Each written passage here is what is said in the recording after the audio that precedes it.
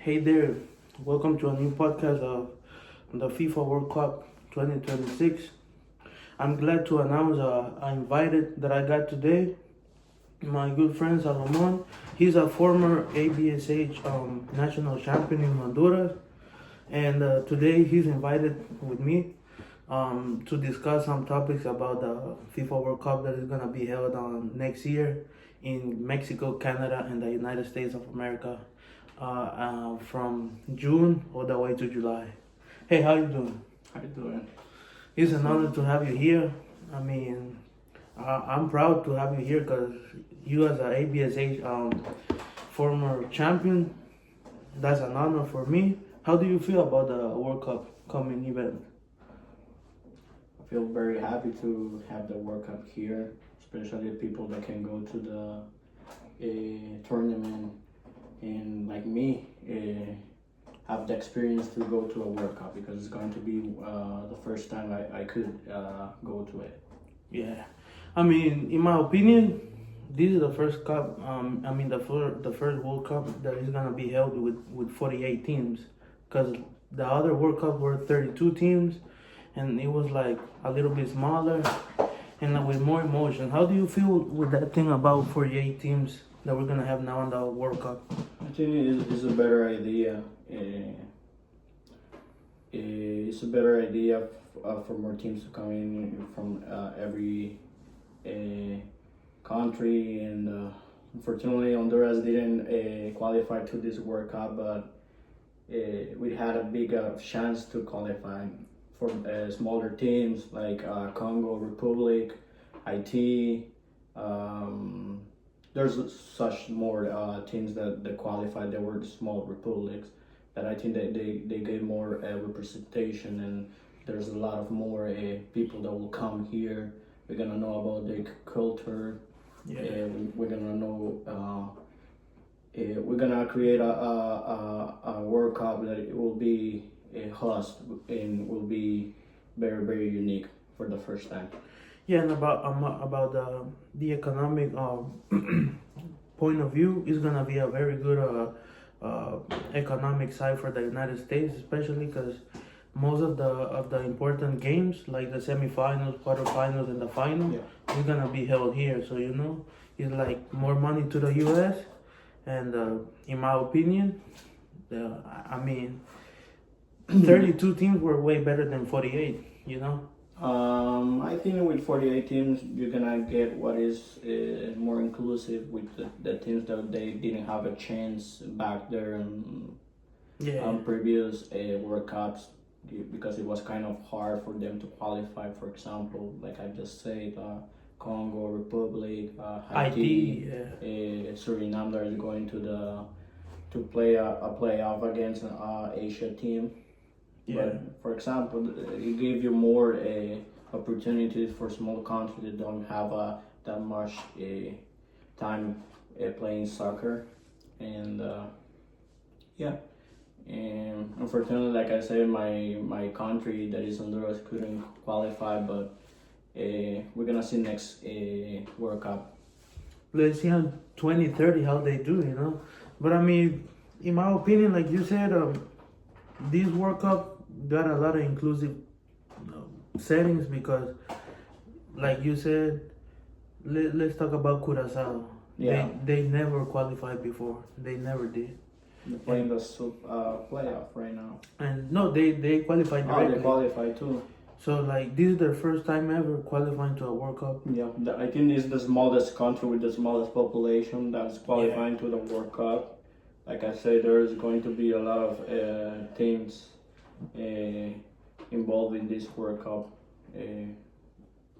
Economical factors, a lot of things that is going to get better for the United States, Canada, Mexico. Yeah. And especially Mexico, that they be trying to have a World Cup. They got a good team. They got Javier Del Vasco Aguirre, like a good manager, and the players they got like Raúl Jiménez, who else? Irving Lozano. Yeah. All the kind of players that play right now, not on Mexico, on England, on the Premier League, and they succeeding out there. The World Cup is consists of three host countries. There's going to be Canada, Mexico, and United States. United States being the main host that gonna have the semifinals and the finals.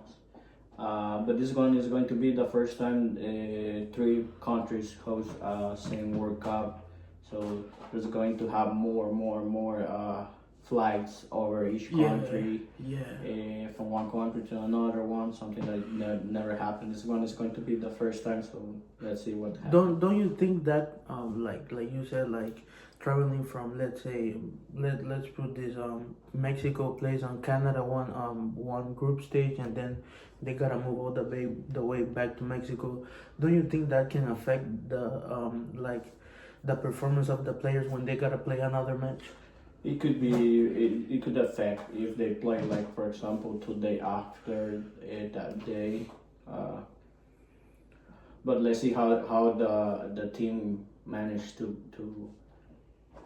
get better with that kind of small timing to get recover in to play each game, because each game is going to be like a final for each team. Just the best team that manage how to get it working correctly, how to manage their time and get it working good is going to be the one that gets to the finals. But let's see how they work. Like I said, it's just the first time this thing happened, like having three host countries. Yeah, 3 different countries. Let's see how it works. Yeah, in my opinion, it may work good for the big teams like Argentina, Portugal, all those strong teams they got. But let's say the smaller teams, like the smaller nations they got, in my opinion, they may get upset because they don't got a good let's say logistic. Also the fans they got, they're not gonna like to be, let's say, Curacao, their first time ever. They don't have experience playing on a World Cup. Their fans gotta go, let's say, from all the way to Mexico to the United States, and then they gotta go back or go to Canada. There's gonna be a lot of complication in the competitive balance for the games. It's not gonna be the same because on Qatar 2022 we have 32 teams on the same country, yeah, but you didn't have to travel that far, you know. But there are gonna be three countries that are together on like, even an example, it's not gonna take that long for each team to go into one. Just think like a big country, USA, Mexico, and Canada getting together. One of the things that they have is that they are each other at size of each. So it's not gonna take that much, and that's gonna be a beautiful thing because there's a lot of people from other countries, Curacao, from Haiti, from other that could go and see their country play a World Cup game. That's going to be something beautiful, I think. Like I think in part they have to schedule how they're gonna do that, but I think the federation has a good timing to do what they have to do. In my opinion, the only thing I like about this World Cup 2026, in my opinion, is the more games we're gonna have, you know, then the more chances of surprises we can have in every stage of the World Cup, because it's gonna be 12 groups of 4 teams each group. You never know who's gonna qualify to the second round. 2 of each group qualify to the second round, huh? Yeah. So 2 of each, they're gonna qualify to 2 of each group, and I think the best 2/3 of each group is gonna qualify. I don't know exactly how they're gonna do it. They are still making that a qualifying thing. And in your opinion, about what happened to Honduras? Like they had, let's put it like this: they had the chance. Look, they had the chance since the beginning. They had the easiest, let's call it like this, the easiest group stage ever. They had Haiti, Nicaragua, Costa Rica and Honduras. What do you think that happened to that country? They gave us a lesson. Don't think that because you have been playing soccer for a long time you're gonna be qualified and stuff. We had a lot of great players here. Unfortunately, they have their head on the moon, and they are not humble. That's a good thing. I personally I like that Honduras didn't qualify because it's giving more things for them to be like that. And this kind of things on sport and soccer, you have to be humble, and they were lacking that. Yeah, like I like your point of view. In my opinion, Honduras, they thought when they saw the group stage or We're laughing, the group, they thought they already won the group. but that's And in my opinion, the fifth game of the group stage against Nicaragua, they played really bad because of the same reason. They were not humble. They thought they were gonna win the game just again. by wearing the shirt. There was a team player saying that he is going to ask for off time if they won against Nicaragua because they had to go to their team, like the soccer team on where they play regularly. yeah. Yes. So with that kind of mentality, even before playing that game, they were thinking about asking for off time before doing the first thing. Is something that is kind of crazy, thinking getting time off. But like I say, it's a good thing that Honduras didn't qualify. There's a lot of things that has to be done in Honduras, talking about soccer, structure and everything. What do you think, in your opinion, that you played in Honduras, that you became champion there with ABSA, with Saint Teresa Bilingual School in ABSH tournament? What do you think is missing in Honduras right now? Like, do you think it's something tactical, something like administrative, or they don't got the talent right now on their players? We got the talent. The thing is that we have to be with the discipline. That's the thing that most of Honduran players lack. Once they get into they get a little bit of fame or they get good money, they start not practicing, not focus on the things that are important. They start going out to parties and all the stuff. There's a complete structure that has to be renovated, and we have to get more professionals, school teachers. There's a lot of things going on. I cannot tell you these just the players, but they lack like yeah. professionalism. Yeah, it starts from way back from basic teams, soccer schools and all the stuff. They don't like. They don't got like soccer academies, soccer camps. They have a soccer academy, but all of them they're looking forward to get some money instead of helping the kids. All right. They start calling off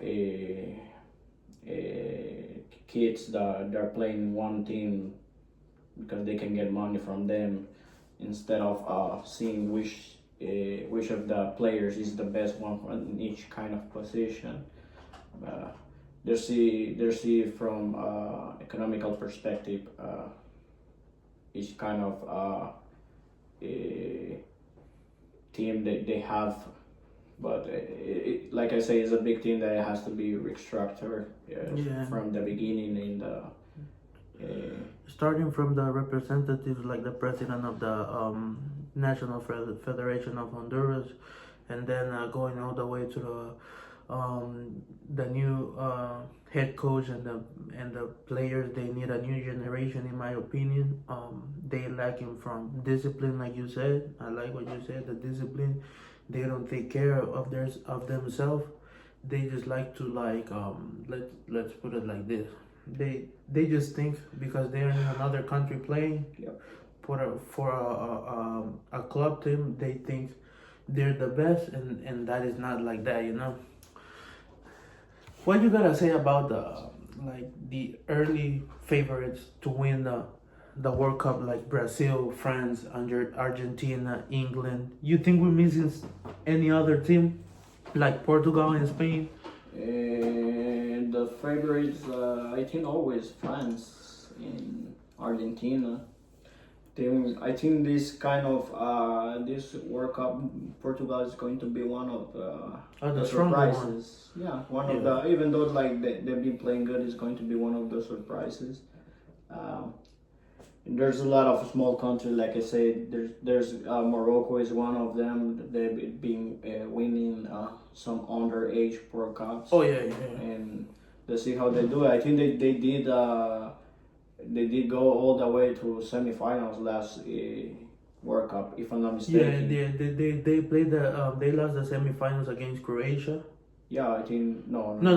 It was against France. Sorry. Argentina played against Croatia and So I make it to the think this is final. going to be one of the big surprises. Morocco, like the host countries, USA, Mexico, and Canada, always because they're playing in their countries. But let's see. There's a lot of small countries. I think Curacao plays really good, and see what's going to be. In my opinion, right now, let's put it like this, one of the dark horses for this competition, that is a 48 teams and everything, is Mexico, Canada. They played the Copa America, Yeah. and Canada make it all the way to the final stages, to the quarterfinals, and Mexico made it to the quarterfinals too. So like, Let's see, Mexico, they always have that thing that they cannot qualify after the fifth game. Let's see if it happens now they are housed in yeah, country. I think they can make it. You know, they're gonna be stronger yeah. in Mexico. But let's see what's going to be, and that's the beautiful of the game. You never know once it start playing. And one of the biggest questions we got for you, my friend, can Messi, Cristiano, Lamine Yamal, or Mbappe dominate again in this World Cup?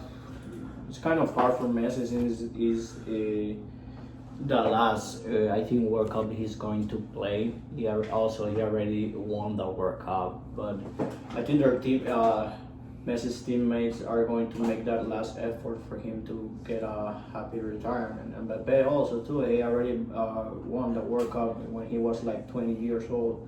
But I think he is in his peak right now, playing. Let's see what's going on with him. I think Ronaldo.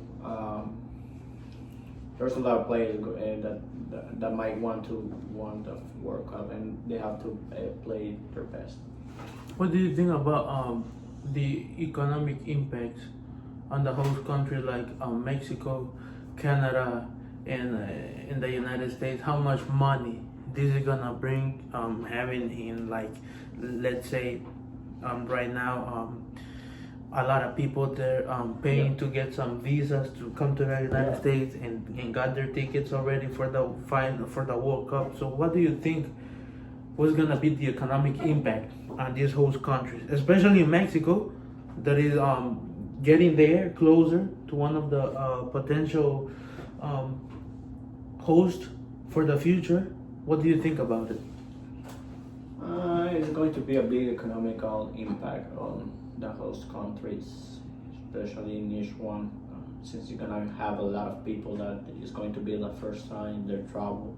What best time is going to be that going for the first time to a World Cup. So the first hotels are going to be booked off. Flights are going to be booked off to. Restaurants in each country are going to be booked off.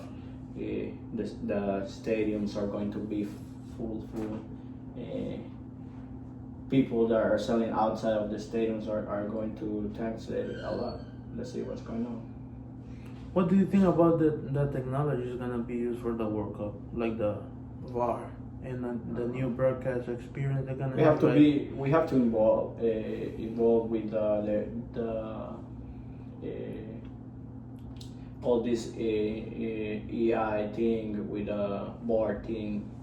It's going to be a good thing for especially for countries that are like a small. They don't have like that kind of impact on Yeah. the game, but they play good. It's going to help them have an opportunity to make history. See, in my opinion, the new rule they got like the AI semi-automatic offside. Yeah.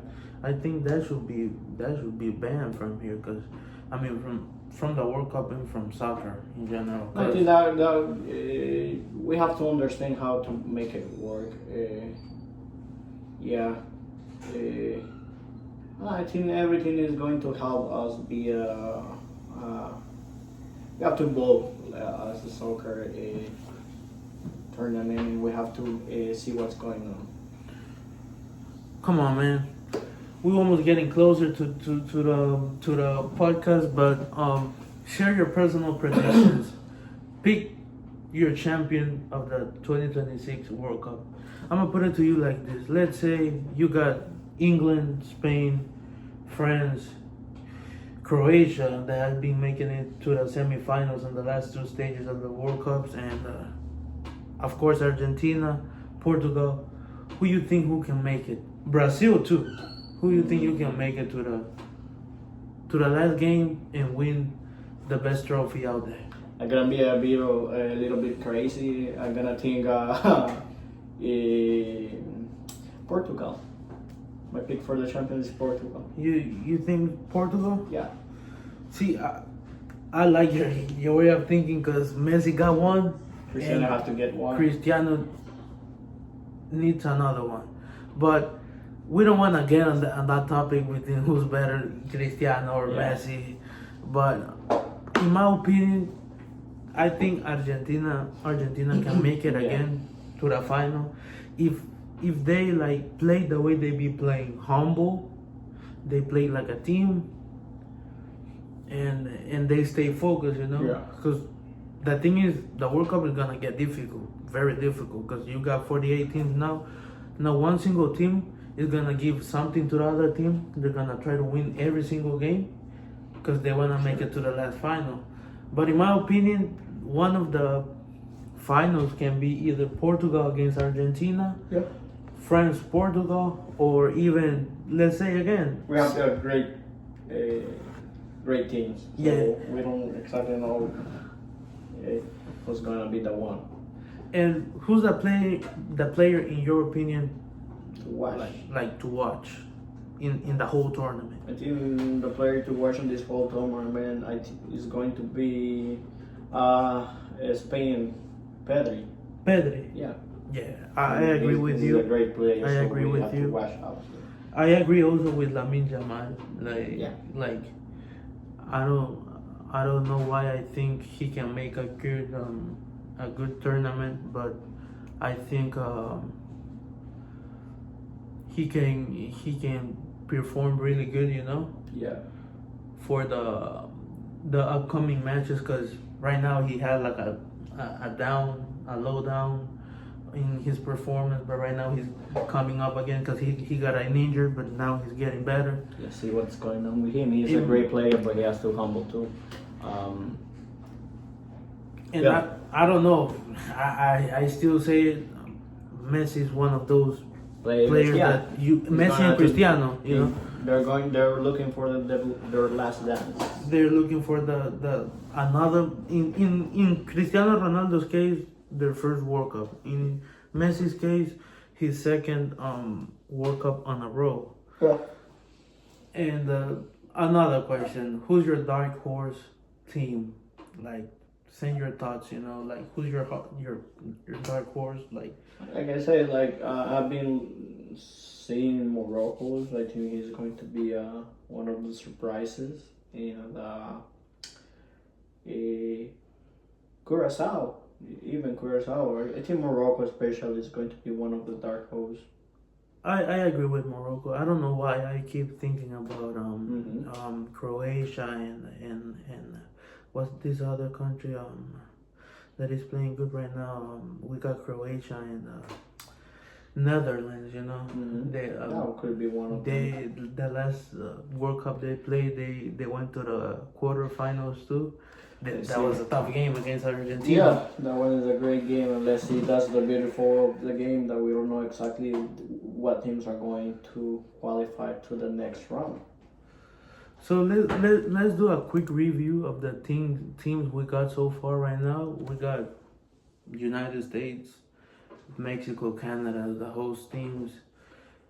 Then we got Argentina, Brazil. What do you think about Uruguay and Colombia? You know, They play really tough. I think they're always in that they're trying to get into the semifinals to the finals. I think that they have a good team, and see what happens once they get into the World Cup, especially because there's a lot of people, Hispanic people, that would like to watch one of their country's games, and that's going to be one of the points that we have to look around, because it's going to be more Hispanic World Cup. yeah, and talking about Colombians specifically, I don't see Uruguay like playing that good right now because they had a lowdown right now. Yeah, With the head coach ain't showing good tactics, but Colombia, you know, Colombia be playing really good. They went to the final in the Copa America of last year, and it was a tie game with Argentina. They went to extra time, and Argentina had to score one goal on the last minute. I don't know. What do you think about like Colombia style of playing the game? I don't know if they can make it that far. like I said, once they start the World Cup, players' mentality changed up so quickly, so they're gonna play their best and see at the end who wins on each game. That's going to be a big factor. Like I say, people from these countries are going to watch that games and try to help support their team. And to start wrapping up, what do you think about Costa Rica? That was always there, that always make it to the World Cup, but yesterday they didn't make it. They got eliminated by, let's say, Suriname. What do you think about Costa Rica and not qualifying to the World Cup? That's a big shame, but it'll make us find out what's going on in these federations and what needs to be done for these teams that were playing good last World Cups. See what's going on. And to start wrapping it up too, we already know who's gonna host the final. United States, MetLife Stadium. Between Hard Rock Miami and MetLife Stadium, what is best? What do you think is the best stadium to host the final? Even though we know it's gonna be in New Jersey, but in like terms like of people, cultures and everything, and like in Miami, they like more soccer, you know. Yeah. And New Jersey is like not that exciting to soccer. Like I said, there's going to be a lot of people that will make the stadium get full, especially people that are from all these countries that are qualifying. They want to see their countries, and also they want to see big players. So there's going to be a lot of people from different countries. There's going to be a lot of culture mixed up, and see how these work out. It's going to be a beautiful thing to be there and record and show to the people how big these kind of things are getting, how they can make us understand each culture better. And I don't know about you, I would like to see another episode of France against Argentina in the final, Messi and Mbappe for the last time. What do you think? What are your thoughts? Do you think that could happen again, or is it gonna be a different one? In my opinion, I think that can happen again, but we gotta see how these other teams behave and everything. And the last thing, the world is ready for the World Cup. Are you ready? Yep, we are Oh. ready. All right, man. Thank you for coming to this podcast. Pleasure. This is Salomon, a former ABSH national champion at Honduras, and thank you all for your attention.